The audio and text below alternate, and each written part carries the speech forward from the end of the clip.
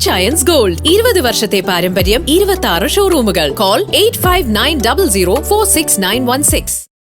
കാവുമ്പടി റോഡിലെ അപകടക്കുഴി നികത്താൻ നടപടി. മൂവാറ്റുപുഴ ന്യൂസ് വാർത്ത നൽകിയതിനെ തുടർന്നാണ് വാട്ടർ അതോറിറ്റിയുടെ പൈപ്പ് നന്നാക്കി കുഴിയടയ്ക്കാൻ നടപടിയായത്. മൂവാറ്റുപുഴ കാവുമ്പടി റോഡിൽ പൈപ്പ് പൊട്ടി കുഴി രൂപപ്പെട്ടത് മൂവാറ്റുപുഴ ന്യൂസ് വാർത്ത നൽകിയതിനെ തുടർന്ന് അടിയന്തരമായി അടയ്ക്കാൻ നടപടി. സെന്റ് മേരീസ് കപ്പേളയ്ക്ക് സമീപം യാത്രക്കാരുടെ നടുവടിക്കും വിധം വലിയ കുഴി രൂപപ്പെട്ടത് സംബന്ധിച്ച് വെള്ളിയാഴ്ച മൂവാറ്റുപുഴ ന്യൂസ് വാർത്ത നൽകിയിരുന്നു. ഇതേ തുടർന്നാണ് കാവുമ്പടി റോഡിൽ ശനിയാഴ്ച രാവിലെയോടെ ഗതാഗതം നിയന്ത്രിച്ച് വാട്ടർ അതോറിറ്റി അറ്റകുറ്റപ്പണികൾ ആരംഭിച്ചത്. ദിനംപ്രതി നൂറുകണക്കിന് വാഹനങ്ങൾ സഞ്ചരിക്കുന്ന റോഡിന്റെ നടുവിലായി രൂപപ്പെട്ട വലിയ കുഴിയിൽ പൈപ്പ് പൊട്ടി വെള്ളം നിറഞ്ഞു കിടക്കുന്ന അവസ്ഥയായിരുന്നു. ഇതോടെ കാൽനട, ഇരുചക്ര വാഹന യാത്രക്കാർ ഉൾപ്പെടെ ദുരിതത്തിലായിരുന്നു.